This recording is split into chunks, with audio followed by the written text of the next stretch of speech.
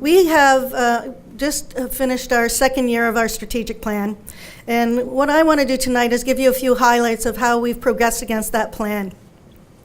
Our plan has taken tremendous effort, as I think Jasmine mentioned as well. Because of all of the work that we do, our partnerships in the community, our staff, our clients, and our partners with our funders. And because of all of those partnerships, we have been very successful in meeting our targets, and we're looking forward to our next year of our plan. So what I want to let you know is that as a high-performing organization, and that's a key for us, we had in November a group of surveyors come to WoodGreen who are highly skilled health professionals who looked at WoodGreen and were surveying us against national standards of excellence. The surveyors were part of the Accreditation Canada program, and they talked to all of our staff, our clients, our board. They visited our sites, they talked to our partners. They looked at how we provided our services and how we ensured that our clients were safe and were receiving really good services as a part of their work with us at WoodGreen. And now I'm very thrilled to report, and we were very thrilled to report at the time, that WoodGreen was successful and was accredited in November with exemplary status. That standing is huge because it was our very first time going through this process, and our understanding is people don't normally get that first time around, but with the hard work of our staff, our volunteers, and the work of our clients, actually, who were participating in the process, we did very, very well. And so now, when people seek services at WoodGreen, they see the new, the new Accreditation Canada seal, and they can be certain that we are working hard to meet national standards to deliver safe, high-quality care with better outcomes for individuals and communities. This year, we continue to drive social innovation in our work. We were successful in acquiring from the province of Ontario a local poverty reduction grant. And we were able to introduce a business analyst to our staffing, who's with us tonight. And that's new for us, and it's an area that we think is very important because it's going to give us the opportunity to start to ensure that the data we collect is useful in determining whether or not we're actually meeting the needs of the community, and that we are ensuring that our programs change as a result of the information we're receiving. Moving forward, how we look at our data and how well we collect that information and report back to our consumers and to our public is a testament to how well we'll be able to deliver services in the future. So we're very grateful to the province of Ontario for that poverty reduction grant, and it will help us as we move forward on our Homeward Bound program, because it's particularly focused on the outcomes of the women and children in our program, and particularly a program that we call Transition to Success. Our Homeward Bound program, as you know, is being replicated right now. We're in the process of doing that in other communities in Ontario. We have Brockville and Peterborough and Halton, who are all in the process. Halton has launched, and Brockville and Peterborough are on their way. We also have the Urban Indigenous Homeward Bound Feasibility Project, and it's celebrating its second year of activities. They have been very busy over the last year and have engaged over 200 community stakeholders in the program adaptation and review process. And we're honored to continue to collaborate with the Ontario Federation of Indigenous Friendship Centres to promote the holistic health and well-being of mother-led families across Ontario. In particular, we're working in the communities of Timmins, Dryden, Niagara, London, Hamilton, and Sault Ste. Marie. This program will be moving forward, and we believe that at least 2 to 3 of those communities will be launching over the next year or so a Homeward Bound of their own that's adapted to their needs. The Innovation Development Unit has had a direct impact on low-income people across our community. They run a tax clinic that continues to be a tremendous asset, with over 3,600 individuals served last year, processing over $6 million in returns. I think we are the largest in the city. We may be the largest in the province.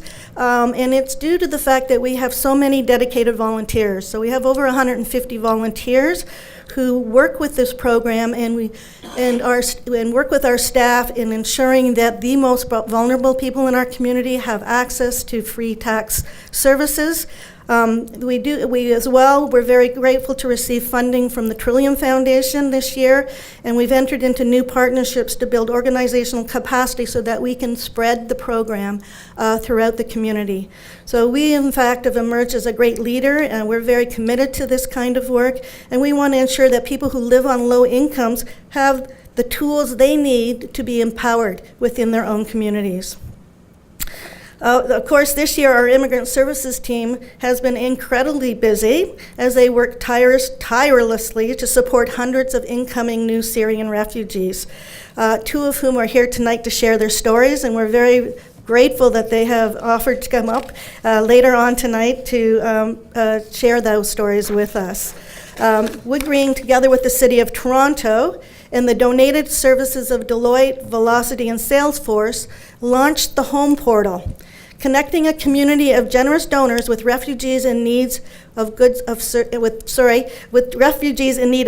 services. The Home Portal is a fantastic example of highly successful public-private partnership that combined WoodGreen's settlement expertise with Deloitte's and Velocity's technical expertise, resulting in a powerful tool to help refugees. This year, in fact, next week, Amanda Chu, one of our managers in our Immigrant Settlement Services, and myself are going to be in Berlin presenting on our Home Portal at an international migration conference. So we're very excited about that opportunity, and so excited Michael Partridge from Deloitte is here with us tonight, as is Lisa, who actually supported this helped us with this process. The Home Portal is a really tremendous and powerful tool, and we think it has all sorts of potential moving forward, and we will be working on that over the next year. This year, we also entered into a new partnership with Red Cross. With additional funding from Red Cross, our staff provided over 600 Syrian refugees living in the hotels who were waiting to find housing, didn't have a lot to do, and our staff took them out on trips across the city. So it gave them an opportunity to learn about their new city, visit cultural and civic center sites, and have an opportunity to find out what their new homeland was actually going to be like. We also received key funding that allowed us to hire 2 Arabic-speaking staff members to better serve Syrian refugees going forward, and we will be working with families to help them with the integration process of their children into the local school system. Just going to take a drink. Under our strategy to increase our capacity, the Community Care Unit spearheaded the citywide Seniors Crisis Service. Funded by the Toronto Central Inn, this service is for clients who have tremendous needs, such as chronic health problems, mental health and addictions, and are isolated and living in poverty. These individuals often end up in crisis, and this initiative provides access to universal, low-barrier, no-cost support. There are no catchment restrictions, and no one is turned away. The partners can deliver a full suite of social services to vulnerable clients, either over the phone or through the dispatch of a mobile team. Over the past year alone, the crisis line fielded over 2,500 calls, reinforcing the need for this type of service. This new approach enhances and streamlines services to better meet the complex needs of older adults in Toronto, reducing unnecessary trips to the emergency room and enabling people to age in place. And we do this with great partnerships, and we have 2 very strong partnerships in this program with Loft Community Services and Reconnect. This program is unique in Toronto, and we think that it will continue to be a model for others as the health system starts to transform over the next number of years.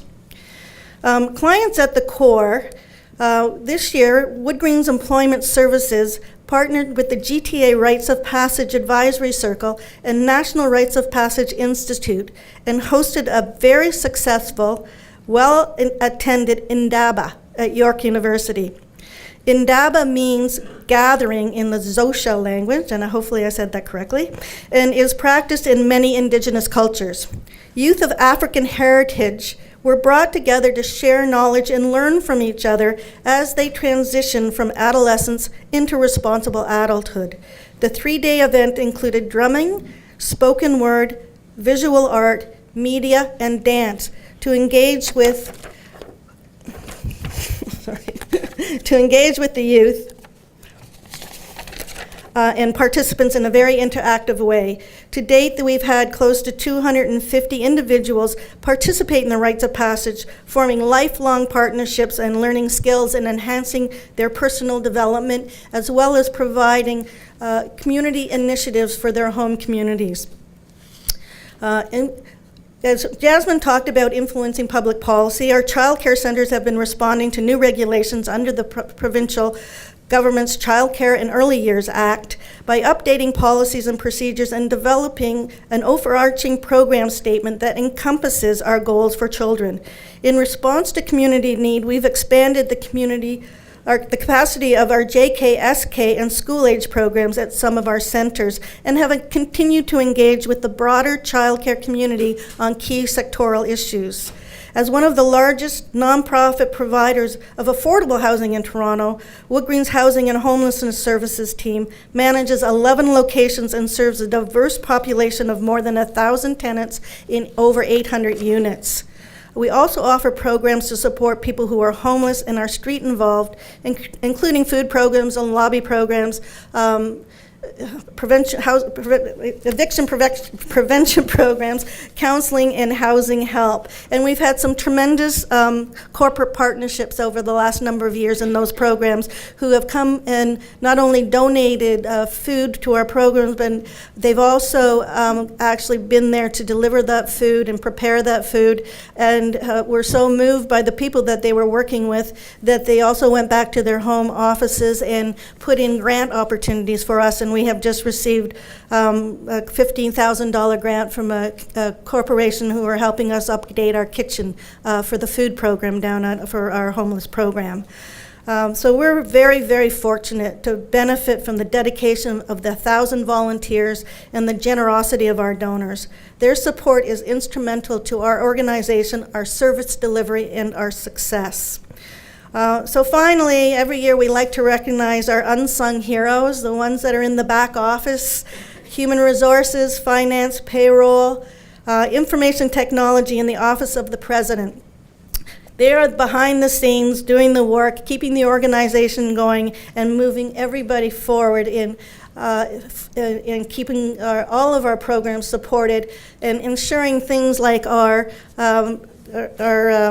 boat cruise, which just happened in the summer on the hottest night of the year, I think, when we had close to 400 of our staff out on Lake Ontario, dancing up a storm, sweating at the same time. But it was all as a result of the back office staff who worked very hard to make sure we all can do the work that we do every day.